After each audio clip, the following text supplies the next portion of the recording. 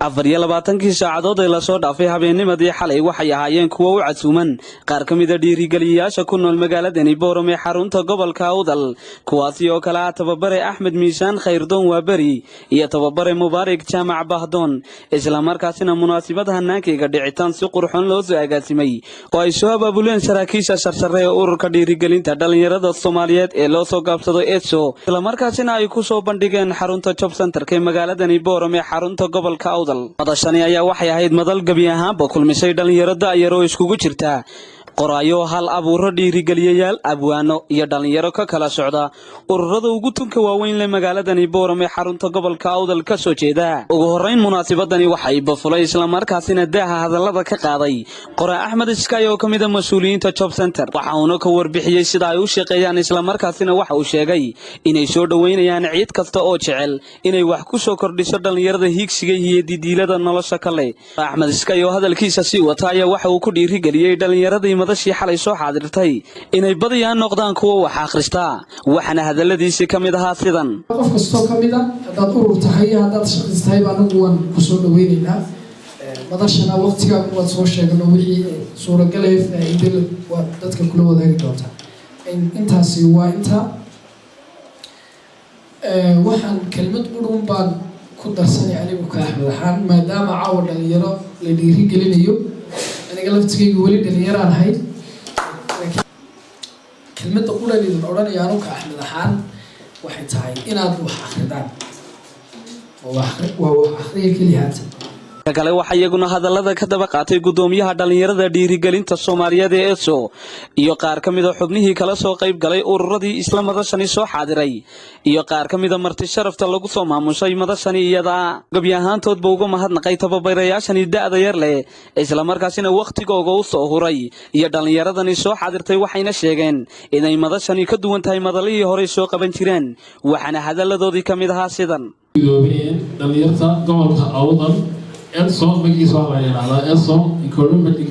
International Somali Organization in haddana inta kaga baxo in kulli haddaan caawi yiraahdo xaqan ku soo koob ESO waxay qabanayso iyo hadafyada hiigsanayso waxay la tahay ku soo koobi karmaan halkan waayo sanadkan waxa noo taqaanaa ururka dhexdiisa u diyaarsan ka sanadkan ahaan 2018 uu si dhamaanaya sanadka soo inuu soo foodin wax noo diyaarsan taqaanaa mashruuciyo aad iyo aad u fara badan kuwaasoo laga dareemi doono isbedelkooda mataqaanay gobolkeenan aan ku noolahay horkacayo mataqaanay Soomaaliland ku hogaaminayo waxbarashada dhalinyartooda maskaxdooda ay fikir toolmoon oo togan ku shubaan ka saaraan fikirkii xumaa aad iyo aad baan ugu maadsanahay ugu faraxsanahay aad baan ugu mahadcelinayaa waxaan leeyahay jazakallahu khayr jazaa wax la isku mahadceliyay taas ugu wanaagsan oo ay mahadna adduunka iska dhamaataa waxaan rajaynayaa inaan caawa adiga horeysiin oo ay madasho idin boqonayd wax badan niga faa'iido dadna waxaan niga faa'iiday aan balanays dhaab soo celin karaysaa oo ma la iman karaysaa laakiin alxamdulillah haddana waan niga coddo daarna niga raadin niga horeeyay tii madasho madashiin yahay soo kale waxaan aad iyo aad ugu mahadnaqayaa sheekheena fadiilka Sheekh Maxamed jazakallahu khayr baan ku leenahay haddii aan soo noqdo mawduuca aan soo kacay halkan ama si afka aan ku soo kacay waxa weeyaan waa ururka Awdal Youth Volunteer I think badankiinu inaad maqasheen badankiinu inaad aragteen qaar kamid ah la shaqeeyaan ku jiraan runtii waxa weeyaan urur bilahan ama sanadkan u dambeeyay aan ilaahay aad bulshada uga dhex muuqda ama si aad iyo aad loo wada taaban karayo wax qabadyadiisa iyo horumarkiisa ururkaas oo ay mideeyeen ama ay ku midoobeen oo ururiyeen oo dhiseen dhalinyaro ka tirsan gobolka Awdal هنا Soomaaliyeed not gobolka not Boorame not xaafad laakiin waxa weeyaan dhalinta Soomaaliyeed maanta maxay heedani halka ay taagan tahay in aan kor uga qaadno wixii karaan hayna waxa kaloo mahad celinayaa marti sharaftan aad u qiimaha badan leh inkastoo nin jeclay inaan ka hor hadlo ayaan wuxuu yiri khabiirad I'm not khabiirad because markaan arko maxay heedanay dad sida oo kala ah anigii waxaan noqonayaa la shay bitirada carabtu marka والدين هذا عندنا سيدنا قرطان الأول سوق قيد كشان جزاكم الله خير الجزاء waxa kaloo meesha jirta ururkan magaciisa waxa la yiraahdaa encouragement dalaga Somali organization baa la yiraahdaa waa ururka dhiirigelinta dhalinyarada Soomaaliyeed waxa jira ururo caalami ah sida aragteen ururka midowga Afrika ururka la yiraahdo midowga Yurub ururo noocaas ah waa organization iska soo bilaabay ama fikirka yimiday qof marka organization-ka waxa la yahay marka koobaad networking inuu noqdo mid ka baxsan ama ka ballaaran gobolka Awdal maadaama magaciina sida ka muuqata ay Soomaali ku jirto waxa weeyaan ururadu waxyaabaha ugu fiican meel lagu gaaro dambeyntii waxa iyaguna hadallada iska daba qaatay tababarayaashii muddada la sugayay isla markaasina dhalinyaradu ay u jeelanaayeen hadallada ka soo burqan doona iyo dhiirigelinta oo ay caawa uga fadhiyaan inay cid kasta oo hadaf iyo hididiile nolosha kale dhankooga ahaan kala taliyaan ugu horeeyo tababare Axmed Miisaan Khayrdoon waa bari Mubaarak Jaamac Bahdoon anay hadalladoodu u dhignaayeen sidan don't stop your dream riyooyinkaaga ha joojin aniga isla hadlaya adan kula hadlaya wax kale ma inaad riyooyinkaaga aad joojisaa adiga waxay ku reebaysaa caqabada aad u kala duwan waxaan ku celceliyaa inta badan dreamska saddex u kala baxa eegata saddexdaa u kala baxayaan bis kala qaataan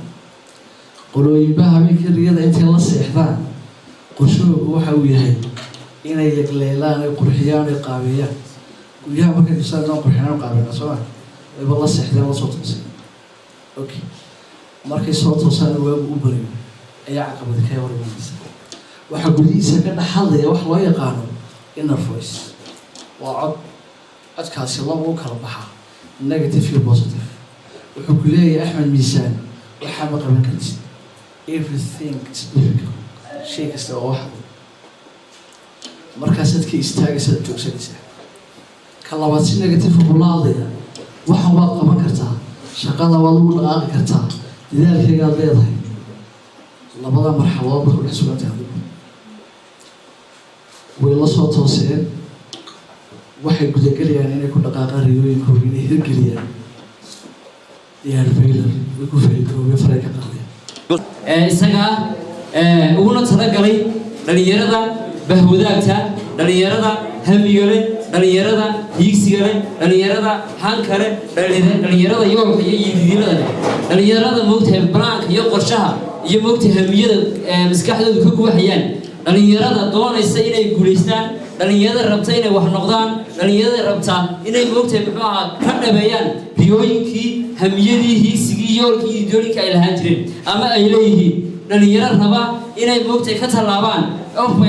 biiryaariska caqabado badan oo is haysta haddaba wax weyn waxaan u mahad celinayaa ururkaas oo u horeeyay gudoomiyahoodu aad baan ugu mahad celinayaa erso dhammaantood xubnaha aan kala qaadqaadayn gudoomiyaha ku-xigeenka afayeenka mimbariska dhammaantiin waxaan leenahay jazaakallahu khayr ilaahay baan moogtahay muxuu ahaa ajir iyo xasanaad inaga baryaynaa inuu moogtahay muxuu ahaa inagu abaalgudo qabanqaabadan qiimaha iyo qaayaha leh ee aad noo samayseen si aan ugu faa'iidaysto uguna faa'iideeyo inta anigu aan garanayo kolley moogtahay anigu bismillah wax ka badan dhalinta halkan fadhida inay moogtahay muxuu ahaa aan aqaano laakiin waxaan islaayahay isbidayaa inuu balindhigay faa'iideeyo si aad moogtahay anu kala faa'iidaysano dhammaanteedba soo wada duuba munaasabadani ayaa waxay ku soo afmeerantay jawi ay ku dheehan tahay farxad iyo kala faa'iidaysi ballaaran waa suxuf cishqi magaaladani Boorame xarunta gobolka Awdal